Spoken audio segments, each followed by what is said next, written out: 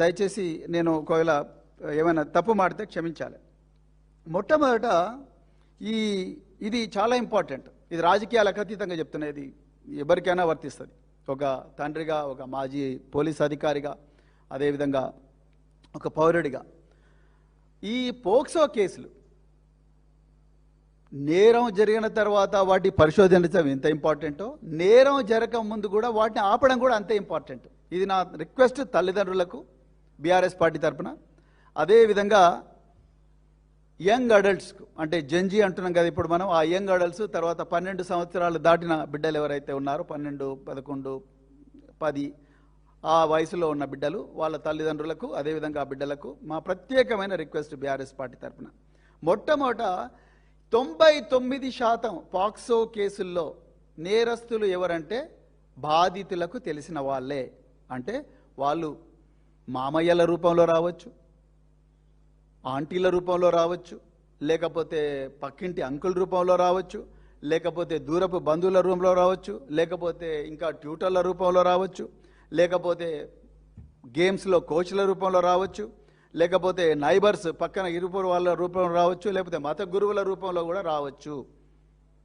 అట్లనే అందరినీ చెడ్డోళ్ళని అంటలేను, కానీ ఒక కన్నేసి ఉంచాలి. పిల్లలను దయచేసి ఒంటరిగా వదలకండి. This is very very important. ఎప్పుడు కూడా వదలకండి. నేను చెప్పాను, ఒక్కసారి దాడి జరిగితే 30 సంవత్సరాలు 40 సంవత్సరాలకు కూడా మర్చిపోలేని పరిస్థితి ఉంటుంది. వాళ్ళు సైకలాజికల్ కథమైపోతారు. ఆ పరిస్థితి రాకూడదంటే పిల్లలను, వాళ్ళు ఎవరితో తిరుగుతున్నారు, వాళ్ళ దగ్గరికి ఎవరెవరు వస్తున్నారు అనేది ఒక కన్నేసి ఉంచాలి. ఈ దొంగలు ఎవరైతే, దుర్మార్గులు, ఈ కామాంధులు ఎవరైతే ఉన్నారో వాళ్ళు ఎలాంటివి ఎన్నుకుంటారంటే పాఠశాలలో ఒంటరి ప్రదేశాలు, లేకపోతే పార్టీలు జరుగుతుంటే అక్కడ మూలలు, లేకపోతే ట్యూషన్ కేంద్రాలు, లేకపోతే క్రీడా కేంద్రాలు, ఇంకా రకరకాల ప్రాంతాలు ఎక్కడైతే ప్రైవసీ ఉంటుందో ఆ ప్రైవసీ ఉన్న ప్రాంతాల్లోనే వీళ్ళు జనరల్గా ఆపరేట్ చేస్తుంటారు. అదేవిధంగా ఇక దీనికి ఒక టెక్నిక్ ఉంది. ఇది బాగా గుర్తుపెట్టుకోవాలి మీరు తల్లిదండ్రులు, అదేవిధంగా యంగ్ అడల్ట్స్. దీన్నే గ్రూమింగ్ టెక్నిక్ అంటారు. చాలా ఇంపార్టెంట్. ఇది అంతర్జాతీయంగా గుర్తించబడ్డ టెక్నిక్, ఈ గ్రూమింగ్ టెక్నిక్. ఈ నేరస్తులు గ్రూమింగ్ టెక్నిక్ ద్వారా ఈ మైనర్ బాలికలకు కానీ మైనర్ బార్ల దగ్గర అవుతారు. ఏంటి గ్రూమింగ్ టెక్నిక్? గ్రూమింగ్ టెక్నిక్ ఏంటంటే వల్నరబుల్ పిల్లలను గుర్తిస్తారు. వల్నరబుల్ పిల్లలు అంటే ఎవరు? ఇంట్లో ఇద్దరు తల్లి తండ్రి ఉన్నారు, వాళ్ళిద్దరు ఎప్పుడు కొట్లాడుకుంటా ఉన్నారు. తండ్రి లేడు, తల్లి ఉంది, తల్లి లేడు, తండ్రి ఉంది, లేకపోతే సపరేట్ అయిపోయి ఉన్నారు, లేకపోతే ఇద్దరు కూడా ఇంటికి రాగానే మొబైల్ ఫోన్స్, ఆఫీస్ పనులు అవన్నీ చేస్తూ ఉన్నారు.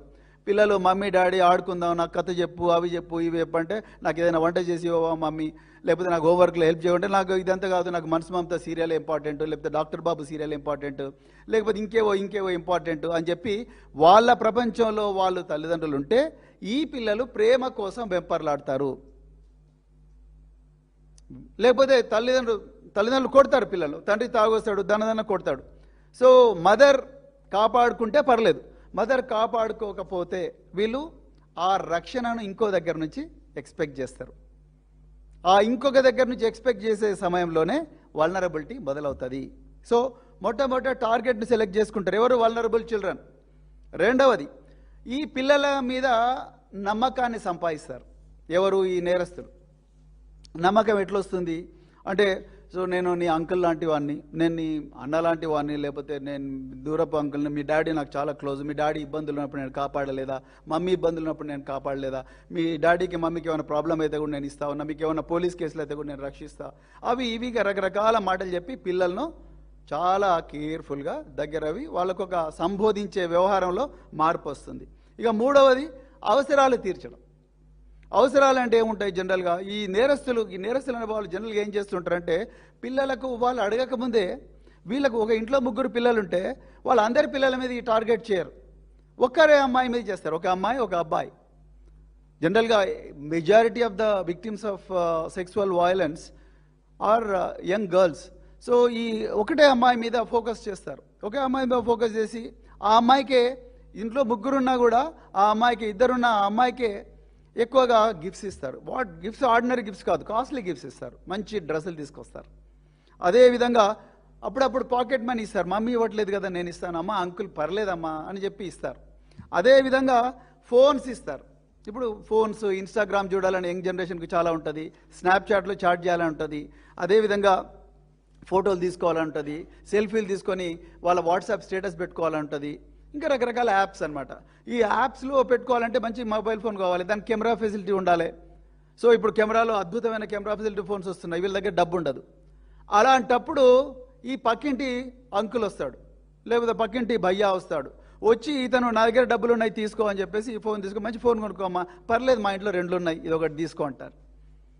పిల్లలు ఏమున్నది, అమాయకులు, మైనర్ బాలికలు ఎట్లుంటారు, వాళ్ళకి ఆ మెచ్యూరిటీ ఉండదు. సో అందుకొరకు ఈ ఎమోషనల్ నీడ్ ఫీల్ చేస్తారు. తల్లిదండ్రులు కొనిచ్చే పరిస్థితి ఉండదు, సో పక్కన వీడు పోనిస్తాడు.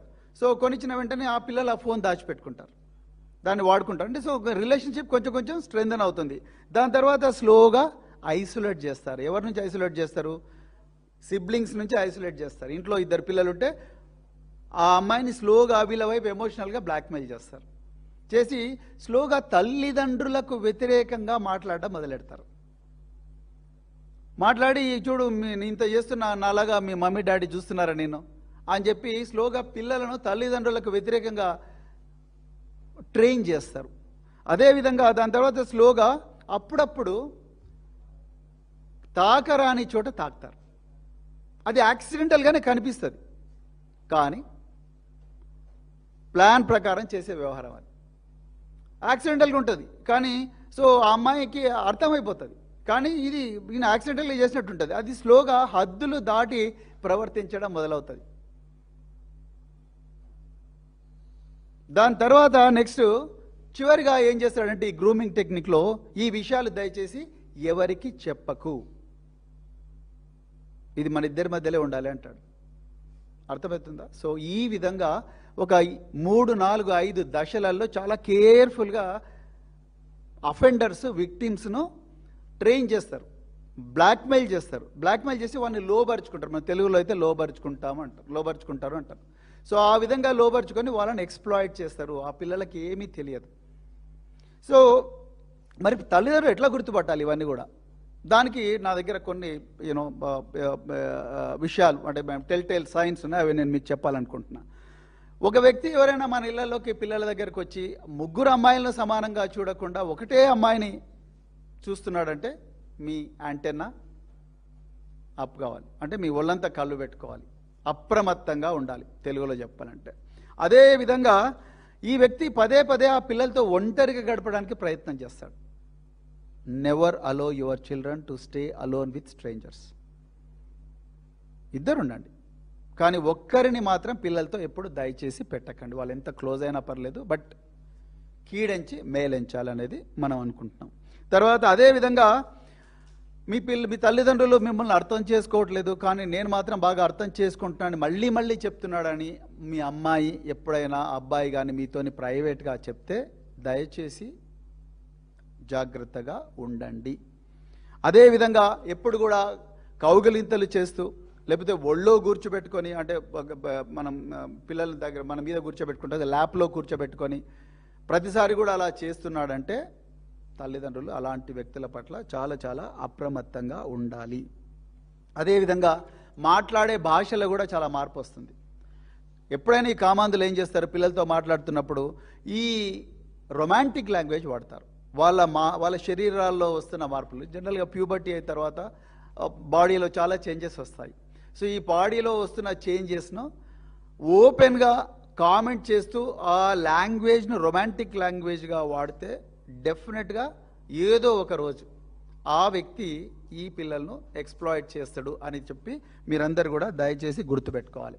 అదేవిధంగా ఇప్పుడు సెల్ ఫోన్స్ వచ్చినాయి కాబట్టి మన కొత్త టెక్నిక్, నువ్వు నేను ఇద్దరం కలిసి ఒక సెల్ఫీ తీసుకుందాం కానీ దాన్ని స్టేటస్లో పెట్టకు అంటాడు. జాగ్రత్తగా గుర్తుపెట్టుకోండి. మీ స్నాప్చాట్లో షేర్ చేయొద్దు అంటాడు, ఇన్స్టాలో పెట్టుకోవద్దు, కానీ మనిద్దరమే షేర్ చేసుకుందాం అంటారు. చాలా డేంజరస్ ఈ బిహేవియర్. పిల్లలు ఇవన్నీ మనకు చెప్పాలి. సో పిల్లలు ఎప్పుడైతే వాళ్ళు రియలైజ్ అవుతారు ఈ దాడి జరుగుతుంది అని, వాళ్ళు సడన్గా వాళ్ళ బిహేవియర్లో మార్పు వస్తుంది. తల్లిదండ్రులుగా ఆ బిహేవియర్ను మనం గమనించాలి. ఏ మార్పు వస్తుంది? సడన్గా పిల్లలు ఒంటరిగా ఉండిపోతారు. అంతవరకు కలుపుకోలుగా తిరిగిన పిల్లలందరూ కూడా ఒంటరిగా మారిపోతారు. మూడ్ స్వింగ్స్ వచ్చేస్తాయి సడన్గా. అప్పుడే నవ్వుతారు, అప్పుడే ఏడుస్తారు, అప్పుడే కోపం అవుతారు. సో అదేవిధంగా ఏ వ్యక్తితోనైతే తిరుగుతున్నామో ఆ వ్యక్తికి తాలూకా ఇచ్చిన ఫోను, మనీ, వాటి గురించి తల్లిదండ్రులకు చెప్పడం బంద్ చేస్తారు. గిల్టీ ఫీలింగ్ వచ్చేస్తుంది, లేకపోతే భయం వచ్చేస్తుంది. వాడు ఏం చేస్తాడు? చాలా కేసుల్లో మేము చూసాము. వాడంటే పిచ్చి పిచ్చిగా భయపడిపోతారు పిల్లలు. రాత్రి కళల్లో వస్తారు, పీడ కళల్లో, దాన్ని నైట్ మేర్స్ అంటాం మనం. అదేవిధంగా ఆ పక్క మీదనే, బెడ్ మీదనే యూరిన్ పోసుకోవడం, యూరినేట్ చేయడం. సో ఇవన్నీ కూడా భయంతో చేస్తూ ఉంటారు, నిద్రలోనే కలవరిస్తూ ఉంటారు. ఈ బిహేవియర్ వచ్చిందంటే డెఫినెట్గా వాళ్ళు ఎక్కడో దగ్గర ఈ దాడికి గురవుతున్నట్టుగా మనం గమనించాలి. అదేవిధంగా ఈ డబ్బు, ఫోన్లు, ఎక్స్పెన్సివ్ గిఫ్ట్స్ ఏవైతే ఇచ్చారో ఆ గిఫ్ట్స్ను పిల్లలు దాచిపెట్టుకుంటారు ఈ తల్లిదండ్రులు తెలియకుండా. ఎందుకంటే మా మమ్మీకి తెలిస్తే ఏమంటుందో అని చెప్పేసి, మా డాడీకి తెలిస్తే ఏమంటుందో అని చెప్పేసి. ఆ విధమైన బిహేవియర్ మీ లోపల అంటే మన పిల్లల లోపల కనిపిస్తుంది అంటే మనం వెంటనే శంకించాల్సిన అవసరం లేదు, కానీ వాటిని ప్రశ్నించాలి, పిల్లలను కన్ఫ్రంట్ చేయాలి, ప్రేమగా లాలించి కన్ఫ్రంట్ చేయాలి అనేది చాలా చాలా ఇంపార్టెంట్. అదేవిధంగా అంతకుముందు పిల్లలు చాలా కలుపుగోలుగా ఒకరింట్లోకి వెళ్తూ ఉంటారు, లేకపోతే ఒక షాప్కి వెళ్తూ ఉంటారు, లేకపోతే ఒక వ్యక్తి దగ్గర పోయి మాట్లాడుతూ ఉంటారు. కానీ ఇప్పుడు సడన్గా వాళ్ళకి ఆ దాడి జరిగిన విషయం తెలిసే వరకే, అమ్మో వీడి దగ్గరికి పోతే మాత్రం నా బతుకు ఖతమైపోతుంది అని చెప్పేసి పిల్లలు వాడంటేనే భయపడతారు, ఆ ఇంట్లోకి పోవాలంటేనే భయపడతారు. ఆ ఇంట్లోకి పోవాలంటే ఆ వ్యక్తి పేరు తీస్తేనే భయపడిపోతారు, చాలా దూరం అయిపోతారు. సో ఆ విధంగా అవసరం అనుకుంటే ఎక్స్ట్రీమ్ కేసెస్లో చేయి కోసుకుంటారు, ఆత్మహత్య యత్నం కూడా చేస్తారు పిల్లలు. అంత సీరియస్గా ఈ వ్యవహారం ఉంటుంది. అందుకొరకు ఇవన్నీ కూడా చాలా ఇంపార్టెంట్గా మనం గమనించాల్సిన అవసరం ఉన్నది. ఇక అన్నిటికన్నా ముఖ్యంగా ఏంటంటే, నేను తల్లిదండ్రులకు ప్రత్యేకంగా మళ్ళీ రిపీట్ చేస్తున్నది ఏంటంటే, పిల్లలు ఈ జరుగుతున్న విషయాలన్నీ కూడా మీకు చెప్పే సైకలాజికల్ సేఫ్టీ, మళ్ళీ రిపీట్ చేస్తున్నాను, సైకలాజికల్ సేఫ్టీ, మనోబలాన్ని, స్వేచ్ఛను మనము ఇవ్వాలి. If you see something, do something, tell someone.